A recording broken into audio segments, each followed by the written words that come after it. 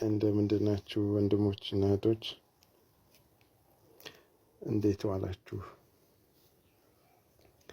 እግዚአብሔር በመኖራችን ላይ ያበዛውን ጸጋ፣ ምሕረት፣ ቸርነት የገባችሁ ሰዎች እግዚአብሔርን አንድ ላይ እናመሰግናለን። የተመሰገነ ይሁን። እግዚአብሔር ይመስገን። ትላንትና በሰማይ ስለተሰማው ታላቅ ድምፅ ስንነጋገር ነበር። እግዚአብሔር የተመሰገነ ይሁን። ዛሬ የፍርዱ ሰዓት ደርሷልና በሚል የእግዚአብሔርን ቃል እናያለን። እግዚአብሔር ያስተምረናል። እግዚአብሔር ይናገረናል። ይሄው ካሜራውን በቃሉ ላይ አድርጌያለሁ። ራእይ ምዕራፍ 14 ቁጥር 6 ጀምሮ ነው ያለው። በምድር ለሚኖሩ ለሕዝብም ለነገድም ለቋንቋም ለወገን ሁሉ ይሰበክ ዘንድ የዘላለም ወንጌል ያለው ሌላ መልአክ ከሰማይ መካከል ሲበር አየሁ ይላል። በታላቅ ድምፅ የፍርዱ ሰዓት ደርሷልና እግዚአብሔርን ፍሩ፣ ክብርንም ስጡት፣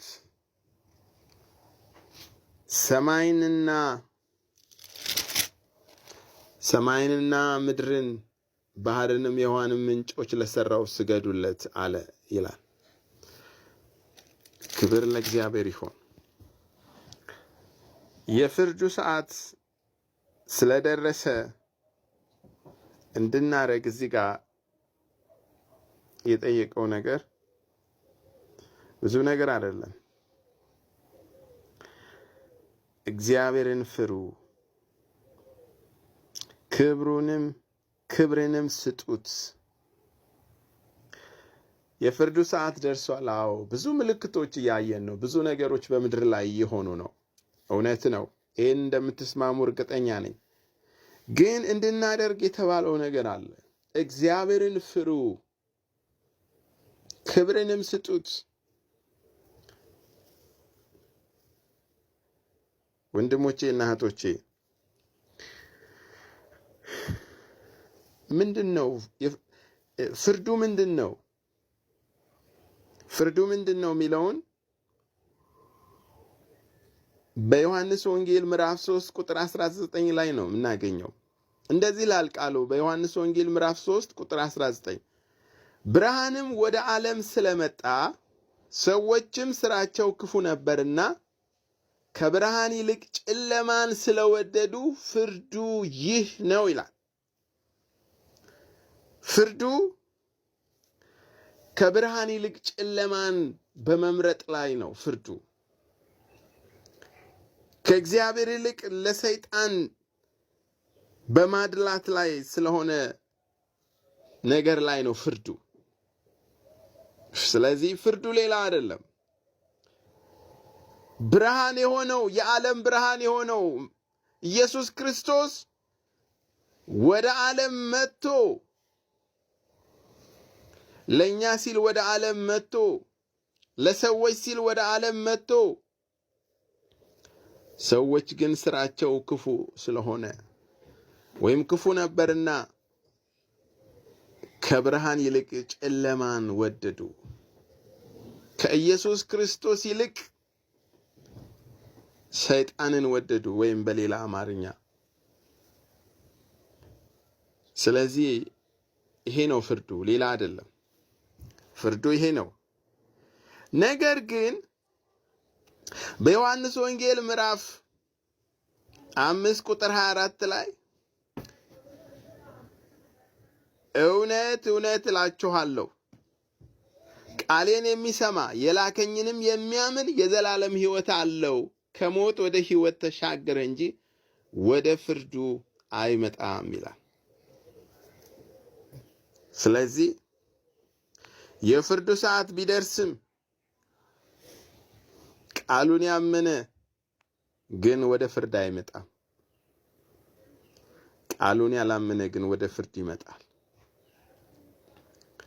ቃሉንም አምኖ እንደ ሐሳቡ ያልኖረ ሰው ግን ወደ ፍርድ ይመጣል። ወንድሞቼና እህቶቼ በሮሜ 1:28 ላይ እናነባለን። በሮሜ 1:28 ላይ የሚነግረን ነገር አለ። ምንድነው የሚያስፈርድብን ነገር? ማየት አለብን።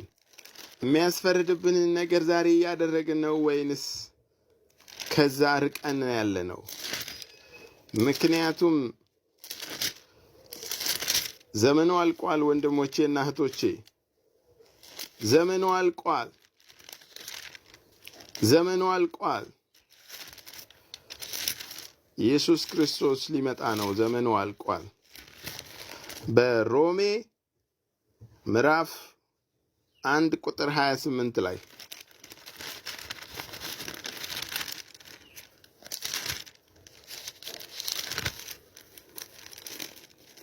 ቁጥር 28 ላይ እንደዚህ ይላል፣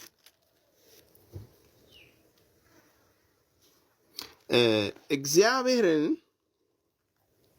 ይሄው ቃሉን አብራችሁ ከኔ ጋር ማንበብ ትችላላችሁ። እግዚአብሔርን ለማወቅ ባልወደዱት መጠን እግዚአብሔር የማይገባውን ያደርጉ ዘንድ ለማይረባ አእምሮ አሳልፎ ሰጣቸው። አመፃ ሁሉ፣ ግፍ፣ እነዚህ ዝርዝሮች ናቸው ወገኖች ሆይ ራሳችንን እኔ አሁን በማነበው ነገር ላይ እነዚህ ያስፈርዳሉ። አመፃ ሁሉ፣ ግፍ፣ መመኘት። እንዴት ነን? ስለ አመፃ ግፍ ላይ እንዴት ነን ወንድሞቼ ሆይ? መመኘት ላይ እንዴት ነን? ክፋት ላይስ? ቅናት፣ ነፍስ መግደል፣ ክርክር፣ ተንኮል፣ ክፉ ጠባይ የተሞሉ የሚያንሸኮሽኩ ሐሜተኞች፣ አምላክን የሚጠሉ የሚያንገላቱ፣ ትዕቢተኞች፣ ትምክተኞች፣ ክፋትን የሚፈላለጉ፣ ለወላጆቻቸው የማይታዘዙ፣ የማያስተውሉ፣ ውል የሚያፈርሱ፣ ፍቅር የሌላቸው፣ ምሕረት ያጡ ናቸው። እንደነዚህ ለሚያደርጉት ሞት ይገባቸዋል የሚለውን የእግዚአብሔርን ሕግ እያወቁ እነዚህን ከሚያደርጉ ጋር ይስማማሉ እንጂ አድራጊዎች ብቻ አይደሉም ይላል ሐዋርያ ጳውሎስ በሮሜ መልእክቱ ላይ። ስለዚህ እነዚህ ናቸው ለፍርድ ሰውን የሚያስቀርቡ ነገሮች። እነዚህና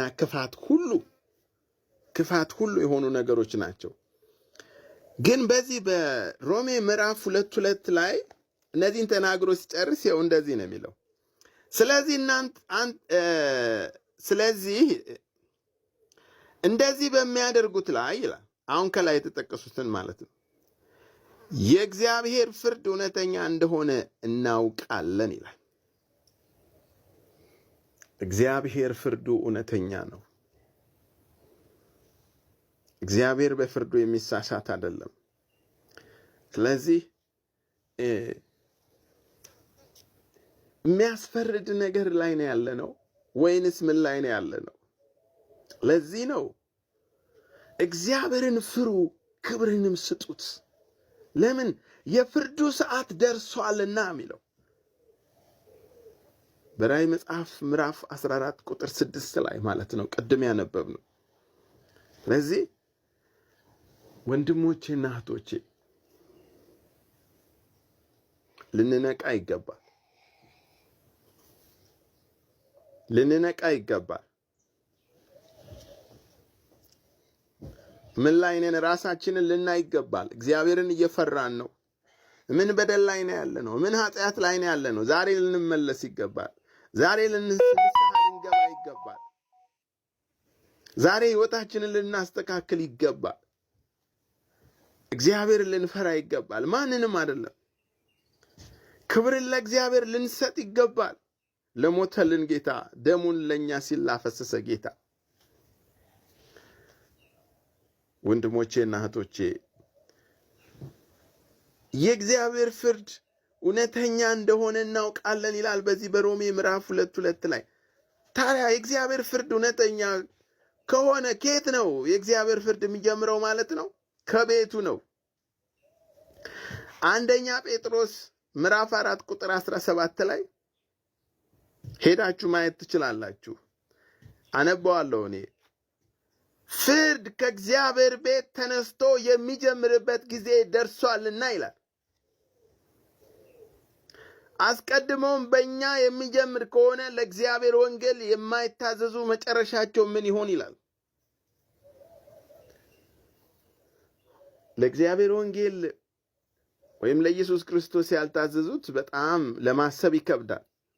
ነገር ግን እኛ ታዘናል ለተባል ነው፣ እኛ ላመንን ወንድሞቼ እና እህቶቼ ፍርድ ከእግዚአብሔር ከቤቱ ነው የሚጀምረው። እግዚአብሔር ምክንያቱም በፍርዱ እውነተኛ ስለሆነ ማለት ነው።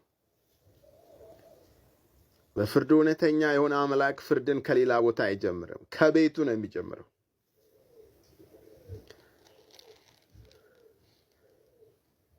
ጊዜው ደርሷል ወንድሞቼ ሆይ፣ ሩቅ እንደሆነ አታስቡ። ፍርድ ከኛ ነው የሚጀምረው፣ ከእግዚአብሔር ቤት ነው የሚጀምረው። አውቀናል ከምንባለው ከኛ ነው የሚጀምረው፣ ከአካሉ ነው እግዚአብሔር የሚጀምረው። ምክንያቱም ኢየሱስ ክርስቶስን አይታችሁ እንደሆነ ይህን አርጉ ያንን አርጉ እያለ እሱ የማያደርግ መምህርና ጌታ አልነበረም። እያደረገ እያሳየ ነው የሚያስተምረው። ለዚህ በፍርዱም ከቤቱ ነው እንጂ የሚጀምረው ከውጭ አይደለም። ስለዚህ ወደ ራእይ ምዕራፍ 14 ቁጥር 6 ላይ እንመለስ። ራእይ ምዕራፍ 14 ቁጥር 6 ላይ በምድር ለሚኖሩ ለሕዝብም ለነገድም ለቋንቋም ለወገንም ሁሉ ይሰበክ ዘንድ የዘላለም ወንጌል ያለው ሌላ መልአክ ከሰማይ መካከል ሲበር አየሁ። በታላቅም ድምፅ የፍርዱ ሰዓት ደርሷልና እግዚአብሔርን ፍሩ፣ ክብርም ስጡት። ለምን? ሰማይንም ባህርንም የውሃንም ምንጮች ለሰራው ስገዱለት ይላል። ሶስት ነገሮችን ነው እዚህ ጋር የምናየው። ፍሩ፣ ክብርን ስጡት፣ ስገዱለት። ለማን ነው እየሰገድን ያለ ነው ዛሬ? ከእግዚአብሔር ውጪ ለማንም ልንሰግድ አይገባም። እዚህ ጋር የሚለው ለእግዚአብሔር ስገዱለት። ከእግዚአብሔር ውጪ ማንንም ልንፈራ አይገባም። እግዚአብሔርን ፍሩ ነው የሚለው። ክብርንም ለማንም ልንሰጥ አይገባም። እዚህ ጋር የሚለው ለማን ነው? ለእግዚአብሔር። እግዚአብሔርን ፍሩ፣ ክብርንም ስጡት። ምክንያቱም እግዚአብሔርን መፍራት፣ ክብርን መስጠት፣ ለእግዚአብሔር መስገድ ለምንድን ነው ለእሱ ብቻ የሆነው? ምክንያቱም እሱ ብቻ ነው ፈጣሪ። ምድርንም ባህርንም የውሃንም ምንጮች የሰራው እሱ ነው። ከሱ ሌላ ስለሌለ ማለት ነው። ስለዚህ የምንሰግደውን ማወቅ አለብን፣ መለየት አለብን። ምንም አይነት ስግደት ለማንም ልንሰጥ አይገባም። ስግደት የሚገባው ምድርን ባህርን የውሃንም ምንጮች ለሰራው ለእግዚአብሔር ነው። ለኢየሱስ ክርስቶስ ነው ስግደት የሚገባው። ስለዚህ ወንድሞቼና እህቶቼ የፍርድ ሰዓት ደርሷል። ለማንም መስገዳችንን እናቁም። ማንንም መፍራታችንን አቁመን እግዚአብሔርን እንፍራ። ግብዞች አንሁን። ለእግዚአብሔር እንስገድ። ለኑሮ፣ ለሰው፣ ለተለያየ ነገር መስገዳችንን እናቁም። ለማንም ልንሰግድ አይገባም። ለመላእክትም ልንሰግድ አይገባም። ለጻድቃንም፣ ለሰውም፣ ለማንም ልንሰግድ አይገባም። ልንሰግድ የሚገባው እዚህ ጋር መጽሐፍ ቅዱስ እንደሚናገረው በራእይ መጽሐፍ ምዕራፍ 14 ቁጥር 6 ጀምሮ ልንፈራ የሚገባው፣ ልንሰግድለት የሚገባው፣ ክብርን ልንሰጠው የሚገባው ለእሱ ብቻ ነው። ምንም አይነት ክብር በምንም አይነት መንገድ ከእግዚአብሔር ውጭ ለማንም ልንሰጥ አይገባም። አይገባም። እባካችሁ ዘመኑ አልቋል። ወንድሞቼ ሆይ ይህንን የምትሰሙ ዘመኑ አልቋል። ይህንን የምትሰሙ ከእግዚአብሔር ውጭ ለሌላ ክብር እየሰጣችሁ ያላችሁ ዘመኑ አልቋል። ይሄው መልአኩ እኮ ነው የሚናገረው። ይህንን ለመልአክ የምትሰግዱ ሰዎች፣ ለጻድቃን የምትሰግዱ ሰዎች፣ ለቅዱሳን የምትሰግዱ ሰዎች